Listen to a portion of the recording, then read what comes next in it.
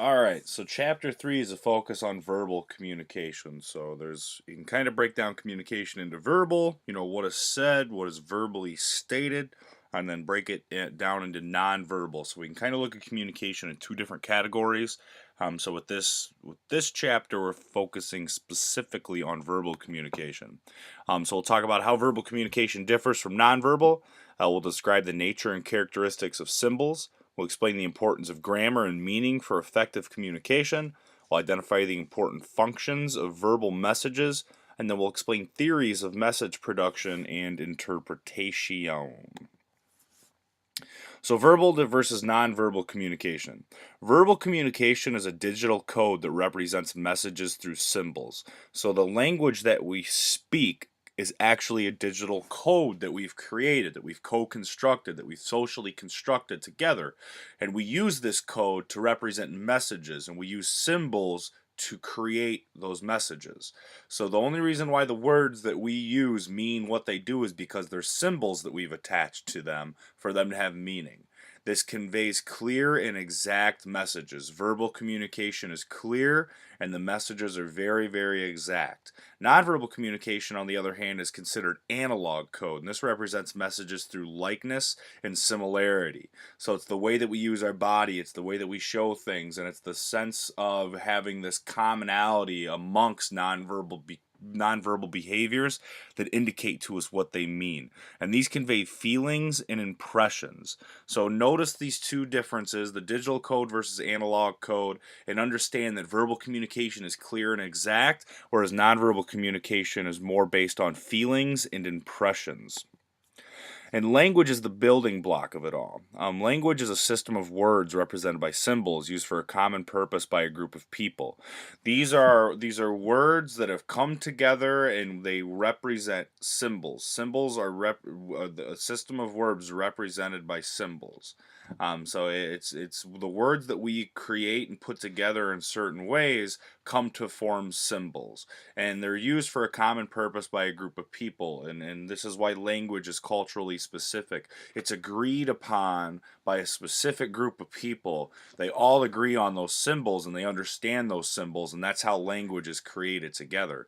And again, meaning comes from this social agreement. Language only means what we say we want it to mean, what we agree that it means, what we've all come to understand, and what we've created language to mean together. So we can think about the triangle of meaning. So we can think of the symbol, the referred, and the referent. And in your textbook, it lays out a really good example of the narwhal. Understanding language occurs in the relationship between all points of the triangle. So the word narwhal, when we think of narwhal, it probably doesn't mean a whole lot to many of us, but reading the textbook and reading through the example helps you understand this. Narwhal is the symbol, and it's the referent is what it actually is the image of. It's what you see, it's what it is. But then there's also the referred. These are the thoughts about the narwhal. So typically when we start at the very top, the symbol, we think of narwhal, then we have thoughts about the narwhal, and then boom, we see the narwhal. That's the relationship between the symbol, the referred, and the referent. So this is how a triangle of meaning. This is the basic gist of the triangle of meaning: the relationship between the symbol, the referred, and the referent. Make sure that you read this in your textbook and you have a good understanding of the triangle of meaning. But it basically shows us that language recurs in a relationship between the symbol, the referred, and the referent. It's how we get from how do we actually envision what it is that we're actually talking about, how do we use that symbol, and how does that symbol ultimately turn into what it is that we're thinking about. So symbols are arbitrary. There's no actual likeness between a symbol and its meaning. So again, the word narwhal and the actual animal, the narwhal, there's no likeness. There's no similarity. There's nothing that instantly makes those two things, connect. It's the fact that we've created the meaning around it to connect. They're abstract. They're representative of an object or idea without being physically similar to the object. Again, the word narwhal is not physically similar to an actual narwhal. It's just that we've created the meaning around it. And it's intentional. Again, there's a social agreement about meaning of a word and it fulfilling its function. So they're arbitrary, they're abstract, and they're intentional. They're uniquely human. They're used to participate and create social reality. So we use symbols. We use these things to actually engage in community development, community relationships. It's how we create the world that we live in by creating all these different symbols and we throw them all together. And then they're just in the mix of what we call reality in our daily lives. They're culturally bound. They have significance to the culture in which they arrange from.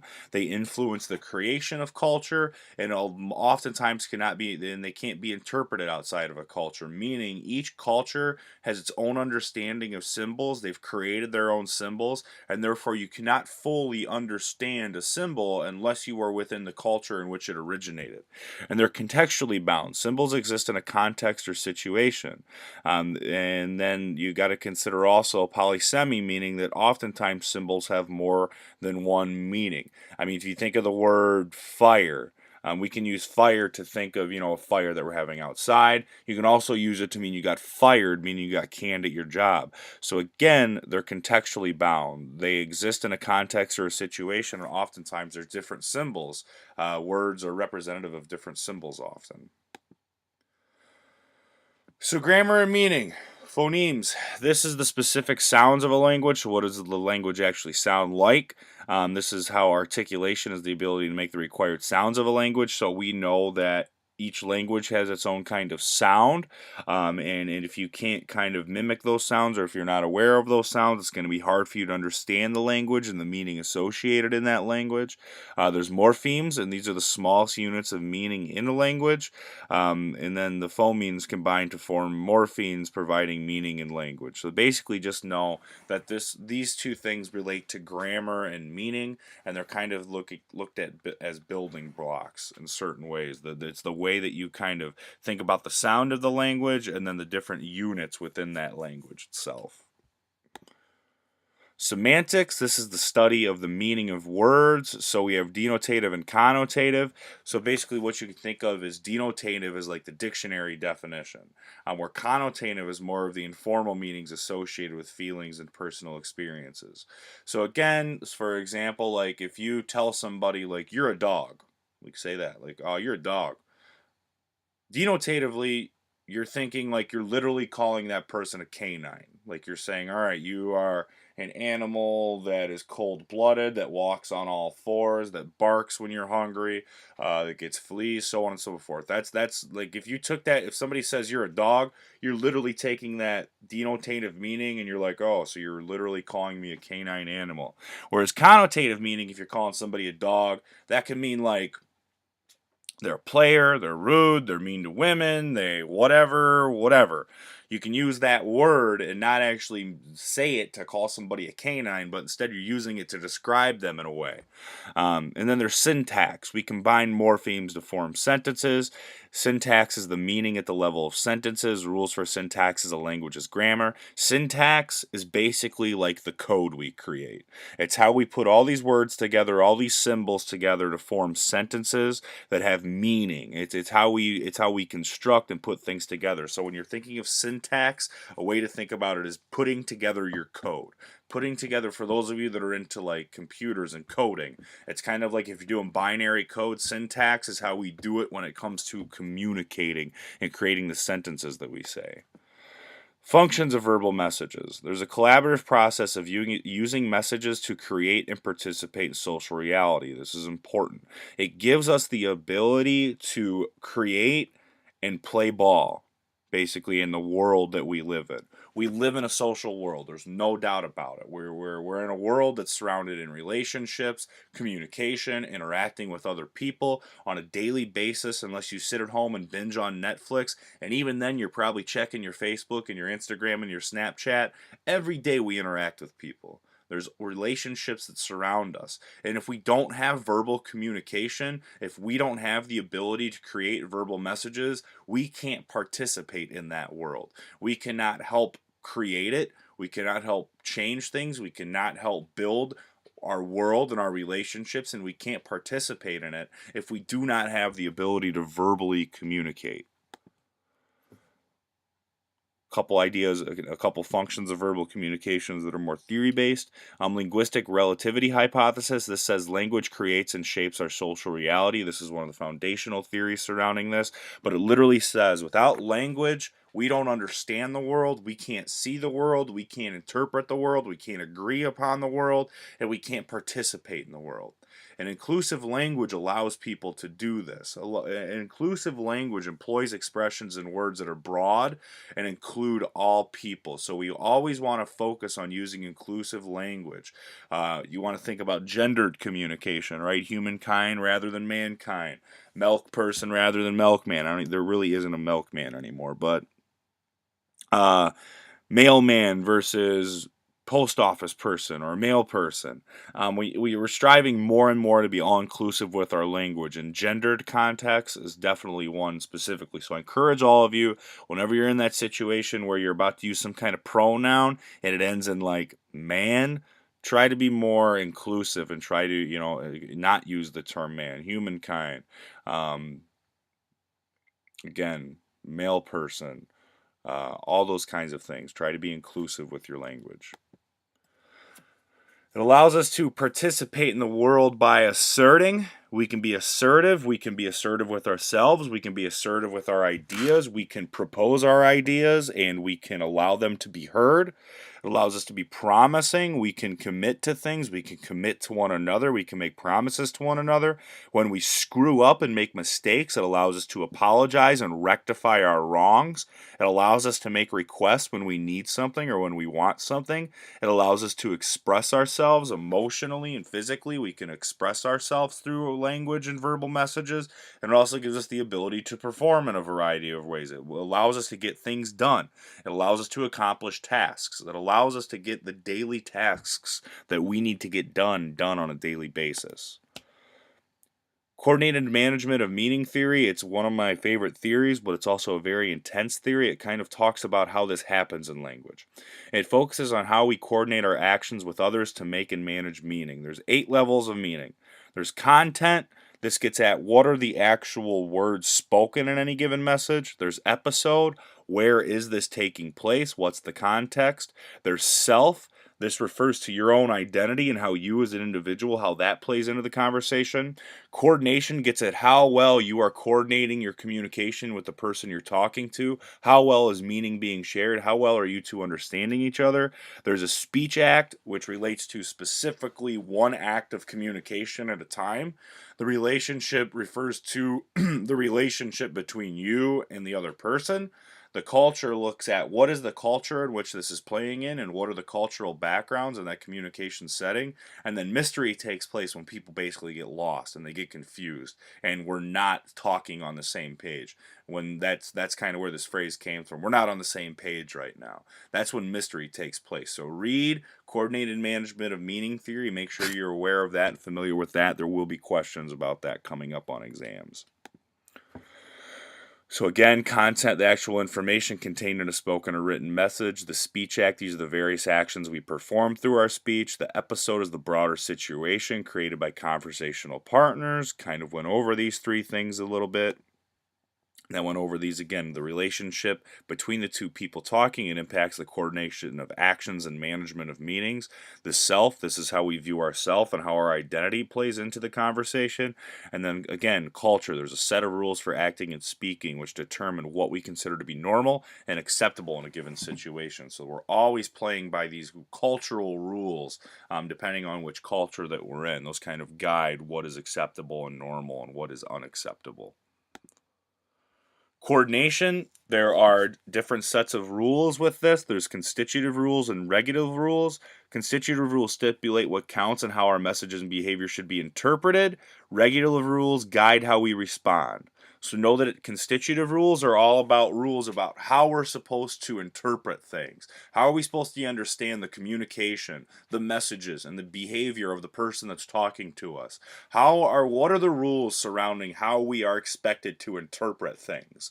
And then regulative rules on the flip side then guide us to how we respond and how we act and how we behave after we interpret the messages of other people. So constitutive, it's all about interpreting, rules about how we're supposed to interpret interpret the things that we're hearing. Regulative rules are all about how we are, the rules that guide us, how we respond, how we act, how we actually take action ourselves. And then mystery and PCEs relate to mystery. These are the greatest moments of mutual understanding, happiness, and fulfillment in interpersonal communication. So mystery can sometimes be the situation where nobody really knows what's happening, but it can also be this moment where there are the greatest moments where there's just this mutual connectedness. You feel like you're kind of sharing yourself with the other person. This happens in romance. This happens in friendships. This can happen with anybody. But it's those moments where you just feel like somehow you get the other person in a way that you've never gotten somebody. And it's a really fulfilling moment in any type of interaction. So cooperating in conversations. This is the cooperative principle. It's basically the idea that we have to respond to conversations in ways that others can expect as deemed by the type or nature of the conversation. People must make their conversational contributions, such as inquired, at the stage at which it occurs by the accepted purpose or direction of the talk exchange in which you are engaged. Basically, it's saying we have an expectation about how we are supposed to cooperate in conversation. There are certain ideas or types or natures of conversations depending on the context and the situation that we're in, and there are ways that we are supposed to respond to these conversations. There are ways that we can expect to have others cooperate and respond to us. It's just kind of like the blueprint for how conversations are supposed to go down. It's supposed to be a cooperative experience where other people are engaging with you and so on and so forth.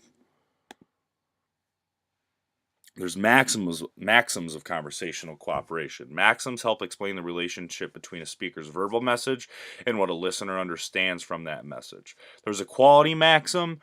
This is the maxim that basically we have the assumption that verbal messages are true. People aren't lying to us and making crap up. This is actually legitimate.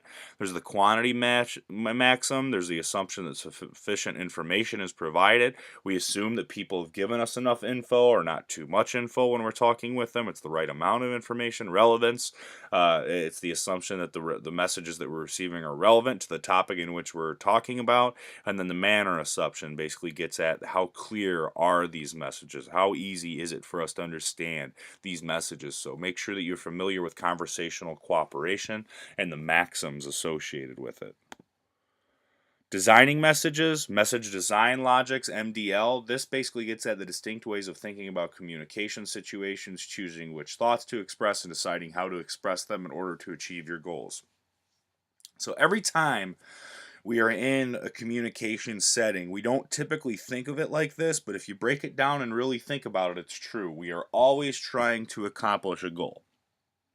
We have goals when we're communicating with other people, whether it's to accomplish a task, whether it's to connect with them emotionally, whether it's to ask for a request, whether it is to assert ourselves and take action. Regardless of the situation or the context, there's always some kind of goal. There's always something we seek to accomplish in our communication. And message design logics talks about how do we design our messages in ways, how do we pick and choose what to express and which thoughts to have and which basically ways of deciphering messages. How do we decide all this in order to achieve the goals? If you're looking to express yourself emotionally, you're going to design different messages and basically approach the interaction much differently as if you're trying to accomplish a task or ask a question or something like that. Depending on what your goal is, you're going to frame and design your messages differently. And this explains the reasoning people use to get from thoughts and goals to verbal messages. There's expressive, conventional, and rhetorical.